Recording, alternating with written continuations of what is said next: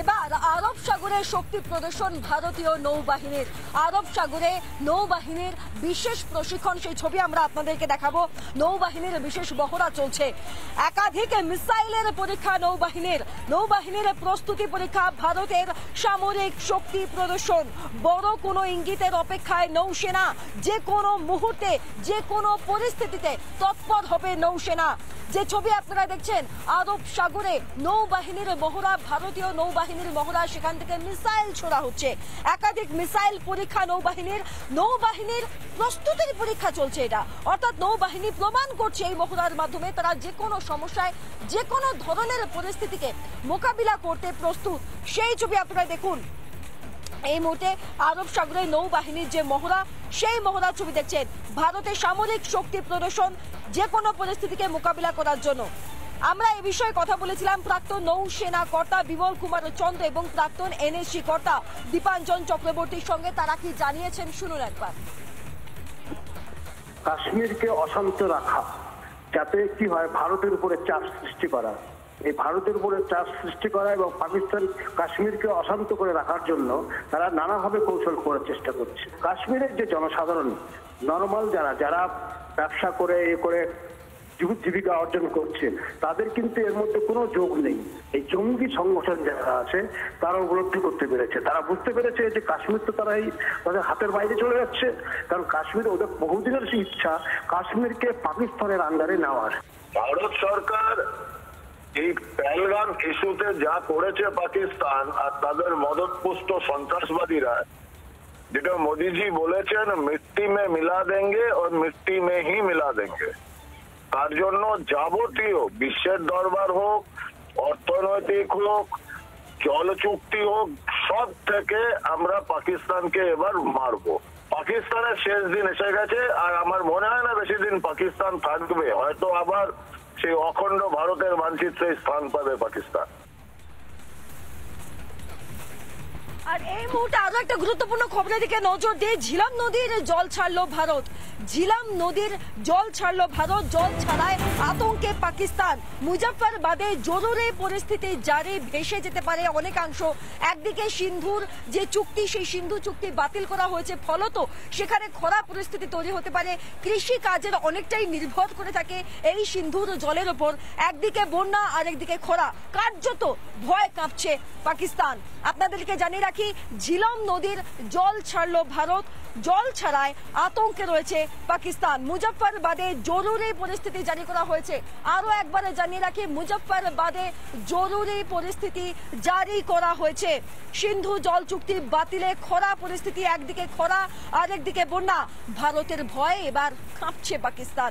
দেখুন এই মুহূর্তে বড় ব্রেকিং, বিগ ব্রেকিং, ঝিলাম নদীর জল ছাড়লো ভারত, জল ছাড়ায় আতঙ্কে রয়েছে পাকিস্তান। মুজফ্ফরবাদে জরুরি পরিস্থিতি জারি, ভেসে যেতে পারে, ভয় কাঁপছে পাকিস্তান। সিন্ধু জল চুক্তি বাতিলে খরা পরিস্থিতি, একদিকে খরা অন্যদিকে বন্যা, ভারতের ভয় কাঁপছে পাকিস্তান।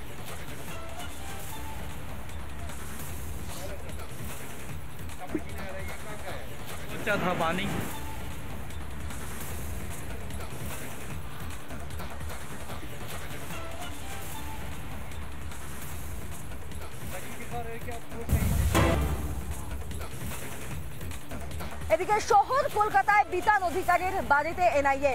বিতান অধিকারীকে হারিয়েছেন তার পরিবার, তার স্ত্রী, তার ছোট সন্তান। তাদের চোখের সামনে বিতান অধিকারীকে শেষ হয়ে যেতে দেখেছেন।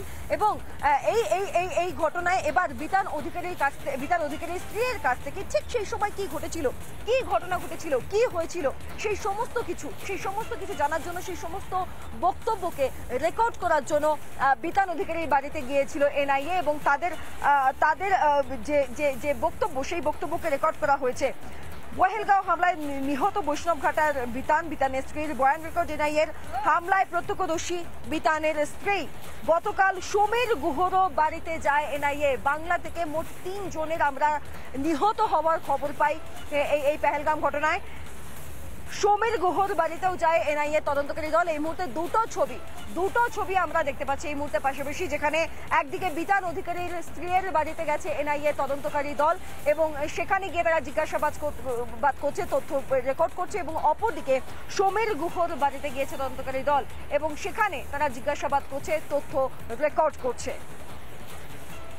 দুই দিকে দুটো ছবি এবং এই সমস্ত তথ্যগুলোকে একত্রিত করেই এবার এফআইআর দায়ের এনআইএর লাগাতার পদক্ষেপের ছবি আমরা আপনাদেরকে দেখাচ্ছি।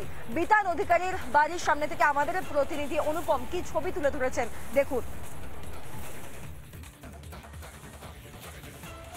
জম্মু কাশ্মীর পেহেলগাঁওতে জঙ্গি হামলায় নিহত কলকাতার বাসিন্দা বিতান অধিকারীর বাড়িতে এনআইএর প্রতিনিধি দল, একজন ডিএসপি র্যাঙ্কের মহিলা অফিসার সহ দুজন, তারা ইতিমধ্যেই এই যে বাড়ি দক্ষিণ কলকাতা সেই বাড়িতে এসে পৌঁছেছে এবং যেহেতু বিতানের স্ত্রী একজন প্রত্যক্ষদর্শী, তার সামনেই জঙ্গিরা বিতানকে পয়েন্ট ব্ল্যাঙ্ক রেঞ্জ থেকে গুলি করে হত্যা করেছে শুধুমাত্র হিন্দু হওয়ার কারণে, এমনটাই বিতানের স্ত্রী বারবার দাবি করেছে।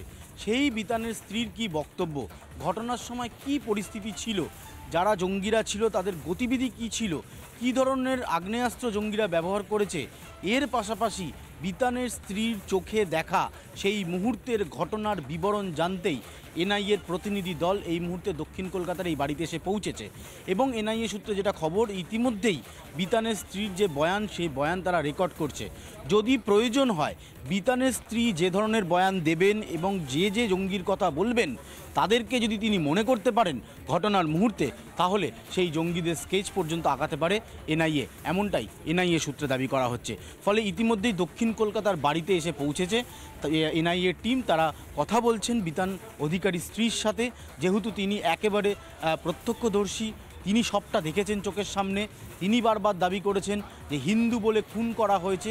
সেই ক্ষেত্রে দাঁড়িয়ে জঙ্গিদের কি মুভমেন্ট ছিল, এই যাবতীয় বিষয় এনআইএর যারা আধিকারিকরা রয়েছেন তারা বিতানের স্ত্রীর কাছ থেকে জানবেন এবং বিতানের স্ত্রীর যে বক্তব্য তা সবটাই রেকর্ড করা হবে, এমনটাই এনআইএ সূত্র দাবি করছে। ক্যামেরায় রাজশেখর দাসের সাথে অনুপম পাত্র, রিপাবলিক বাংলা, কলকাতা। নানা ধরনের কন্টেন্ট দেখার জন্য লাইক করুন, শেয়ার করুন আমাদের ফেসবুক পেজ, সাবস্ক্রাইব করুন আমাদের ইউটিউব চ্যানেল। পাশাপাশি অন্যান্য ব্রেকিং নিউজের জন্য অবশ্যই চোখ রাখুন রিপাবলিক বাংলায়।